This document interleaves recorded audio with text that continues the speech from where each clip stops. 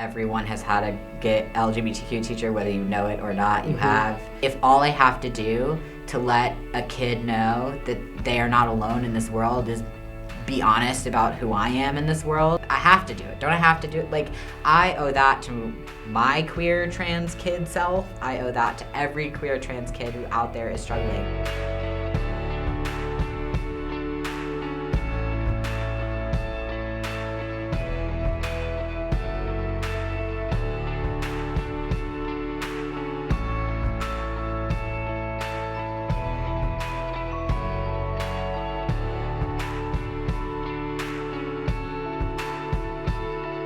I'm Dylan Kapit. I use they, them pronouns.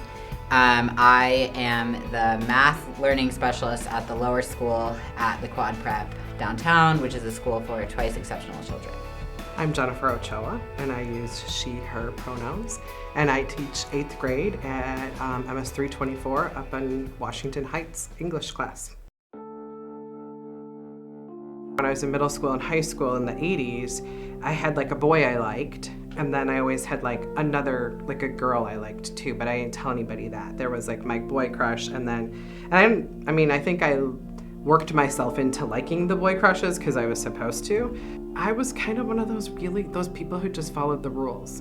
And so I was dating someone in college, and when I was 24, I was engaged. And then I got married when I was 25, and that wasn't unusual. That wasn't too young, everyone was. But I knew that that wasn't really true for me. And I really just thought if I worked really hard at it, like I worked really hard at stuff, I would just be successful. Like I would successfully be a suburban wife, if I just worked really hard. And that wasn't true. And so I didn't have a community to share with. I remember another teacher friend of mine, his wife had a friend who had a girlfriend, and I was really fascinated with them, and I got it so that he invited me to go out with his wife and their friends who were lesbians to the only gay bar in Lansing, Michigan.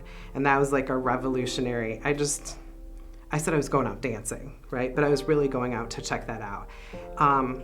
And after that, I would sometimes say I was going out with friends, and I would just go drive to that bar, and I'd go have one glass of wine sitting at the bar and think, this might be where I belong. I couldn't look up, queer support groups on the internet because we didn't have that. We had AOL dial-up. I couldn't there was no way for me to get community because there wasn't the access that we have now to information. So it felt really lonely, which is why my passion was being a teacher. So I kind of figured out a way I could be having those conversations with the kids in my classroom. I grew up in super suburbia, right outside DC in Maryland. Everybody was white, Jewish, upper middle class. We were if you did not go to Hebrew school, you were an anomaly. We were all kind of supposed to be doing the same things. And I, for some reason, never wanted to follow the rules and never tried to fit into any boxes, and pretty much was the box. And I just I, as a kid growing up, was wearing flowered leggings and baggy t-shirts and just thought that was acceptable until other people told me it wasn't. So even though I did not have the internet necessarily, or wasn't on it the way that a lot of my peers and now my students all the time are, I was given social feedback by my peers who did have access to those things, or whose parents were telling them that they were supposed to be acting a certain way. So I, for middle school, kind of conformed to this. Okay, I totally hear what you said about I'm good at it, so I'm gonna I work really hard. Or if I work really hard, I can be successful. And I was okay, if I try really hard to be a girl, I'm just gonna be able to do it. That's exactly what I did. I was I'm just gonna do it, and I'm gonna be great at it because I'm great at things I try to do. Yep. And so I'm gonna do it, and I just could not do it. I was Mom, I need to go get push-up bras and V-neck shirts and tight jeans because that's what all my friends were wearing, and I really wanted none of that. And I have two younger brothers, and they got to do all the cool stuff. And so in middle school and like the first half of high school, I kind of was like, okay, I'm just gonna try. Like now I was on the internet more regularly. I knew what women were supposed to do and supposed to look like. I had already come out as queer, so I was like, okay, but this lesbian thing is like okay.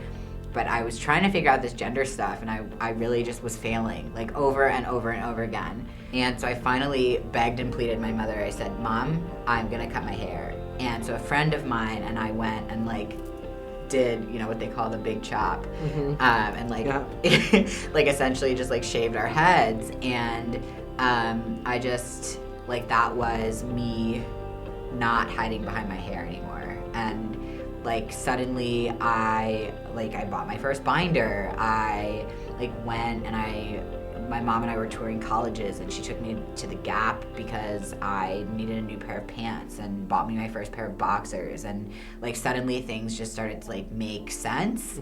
The day I will never forget, I graduated from high school on May 31st, 2012. June 1st, I changed my name, I changed my pronouns. I was like, I'm going to college, I'm done.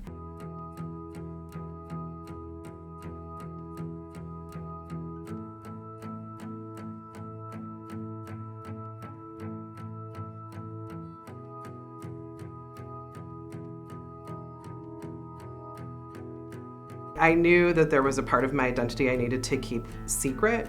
And so what I ended up doing was I ended up reading stories about queer kids. And like we had this huge, I taught a group of seniors in '99, and we had that was the 1-year anniversary of the Matthew Shepard murder. And so I decided that we were gonna have like their composition class was gonna be a discussion class, and we were gonna talk about social issues. So I just brought an article in, like from a newspaper, an actual newspaper, and made copies of it on the machine. We read that, and I thought we would talk about that for maybe like a week or so, and we just kept talking about that.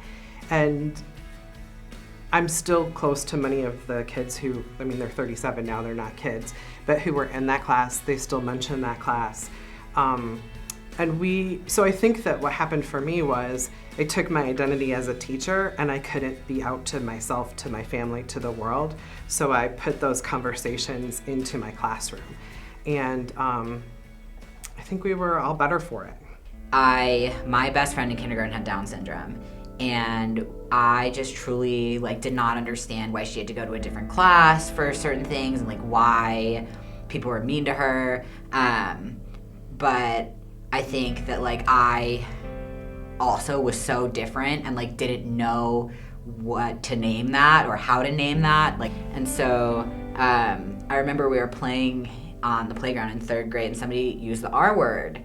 And I went home and I asked my mom, I was like, Mom, somebody called her this on the playground, and I have no idea what it means, but they sounded really, when kids say something, you have no idea what it means, but you can hear it in their tone. And so I asked my mom, and my mom was explaining to me that people treat people with disabilities or people who are different really poorly, and that people who are different are often seen as bad. And I think I was just starting to kind of come to terms with okay, most people are having crushes on boys and I am not. And in that moment, I think I was like, okay, not only do I want to be a teacher, but I want to teach kids who are different. I think there's something innately, when you know you're different, you want to be kind to other people who are different, whether that's that they are also LGBTQ or that they have disabilities or et cetera. You just when you feel so alone, you find other people who feel so alone. And that happened to be a population that was around and of people who also felt really alone. And I couldn't name my difference, but they did, and it just kind of happened. Kind of like a perfect accident. Yeah, it was a perfect accident. And I also think there's something so powerful of being in 10 years, I will have helped to raise the next generation. And knowing that I'm thinking about all the teachers I had who changed my life and were there for me when my life sucked and I hated everything. And I hated myself. Yeah.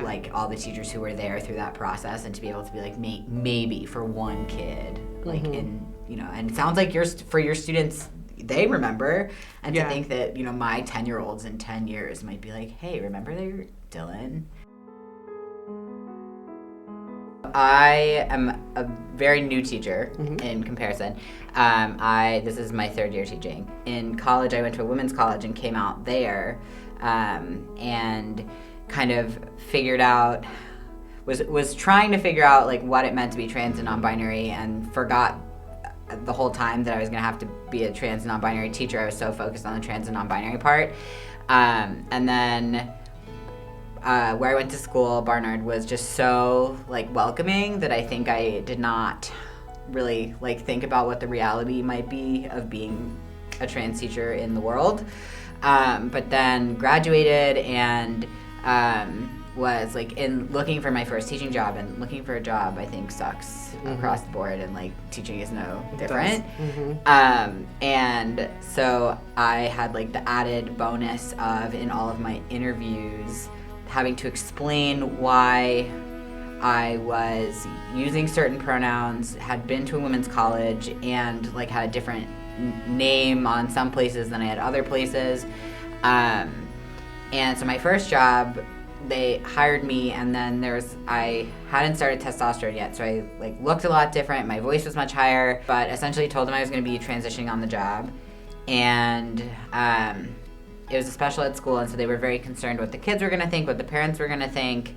And it was kind of like a whole to-do about like, how are we going to explain this? I was like, just with honesty. Then I left at the end of last year, and now I'm at this like really amazing school where all my kids use or know my pronouns. A lot of them really struggle with the language because they're elementary schoolers, but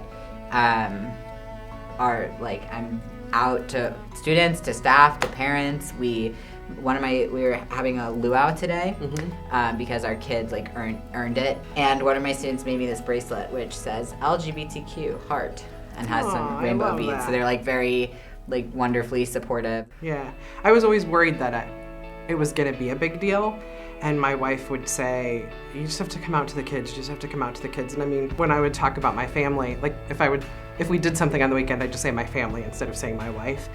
And one day we watched a TED Talk with Ash Beckham, who's a gender nonconforming speaker, and a kid in my class started crying, and she came out to our whole class, and so she was still crying because it was the end of the period. And so I said, you should stay here instead of go to social studies because you're sobbing. So everyone else went to social studies, and I said to her, you know, I'm queer too, and it's scary to come out. You're way braver than I am. I didn't tell our whole class. And she just stopped crying, and she said, Miss Ochoa, you totally should tell our whole class so that everyone knows that you can just be a grown-up and be gay too. And I was like, oh.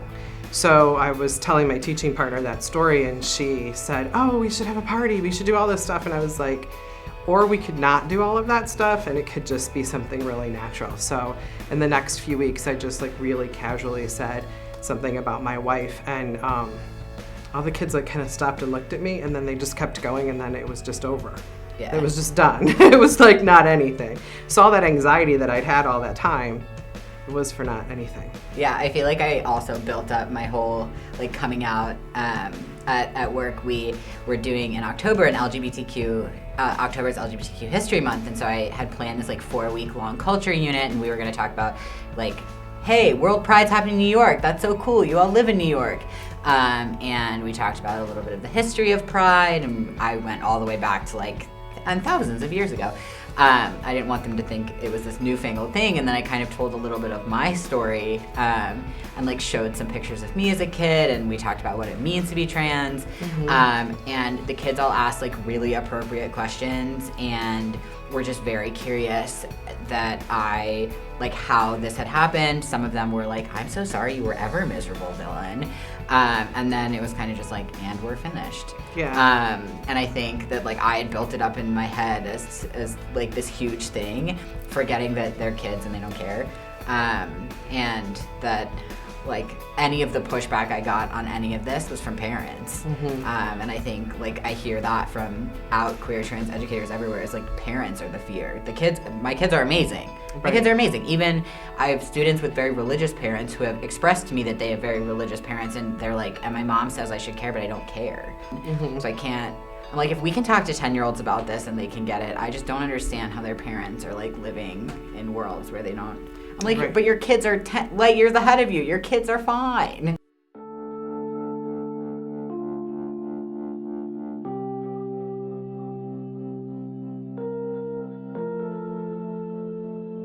I teach in Washington Heights, so it's a lot of Dominican families, and we have also a lot of immigrants who are moving into that neighborhood from different West African nations. And the year before I came out, I had some kids who were, I don't remember what country they were from, but we were reading a story called Am I Blue? It's about a kid who's struggling with his sexual orientation and identity and wondering and questioning. And they said, you know, like in our country, you can't be gay, you get killed if you're gay. And they agreed with that. And so it didn't feel safe to be out to them because I thought, I still have to be your teacher. Like if you know who I really am, I still have to be your teacher. I still have to do all of it. And I think teaching is so much about relationship building that if there was a part of my identity that would squash that relationship, it would be hard for them to be as successful as they had been. And so that was really, it was a real internal conflict for me because I knew it didn't feel safe at that point. And then the next year it was. Like, if I can just speak to safety for a second, I hear that, I hear that a lot. When I have the privilege to be safe and have the privilege to be able to be safe enough to come out and then to do so and use it as a teaching opportunity, I'm like, now, you know, it opens up a beautiful world. But I also have to check myself and remember that I'm like a white, transmasculine, employed in a private school human. I have to come out over and over and over again because no one thinks I'm queer at all. No one thinks I'm anything but like a, you know, straight, cis mom from the suburbs driving people with juice boxes, I guess. I don't know. But, and so that was a privilege that I had to be able to live in that year. And it was a painful privilege because it wasn't truthful. Yeah. It wasn't real. I wasn't really myself. Every time I said, oh, my family went and did this, oh, we saw this movie this weekend, my family saw this, it felt like a stab inside. That year I got married, and I got married over spring break, and I was really concerned about, I mean, you know how kids, like, they're like, what socks do you have on today? Where'd you get that bracelet? Like, they pay attention to really close, small details. They would, like, if I got a new phone case, they paid attention. And so I thought, you know, I was going to come back after spring break with a wedding ring on, and I knew they were going to say stuff, and I didn't know how to navigate that because it was a really joyful time in my life, but I also was going to have to say it wasn't true. It wasn't what, you know, this ring wasn't what that ring meant to still stay safe in that space. So luckily I did get a new iPhone over that break as well as get married, and so they were really focused on that. Yeah, I think like passing as straight or as cis and straight, I guess sometimes, is like a great kind of segue, okay, to gauge your safety and then to be able to like use that platform to make a choice. And it's not something that everyone has, is that privilege. And to be able to have to actively make that choice, whether it's to keep that secret safe, and which is it more harmful in the long run to you know, keep quiet and pass, or is it more harmful to be out and loud even if it's unsafe? And I don't know how to weigh that. It's a situation by situation rate. Yeah, every time. It's hard. That's hard, and I feel like I've made the wrong choice multiple times with both. Well, I passed for all of the 1990s as an early teacher and most of the early 2000s, so I decided not anymore. Yeah, well, good for you.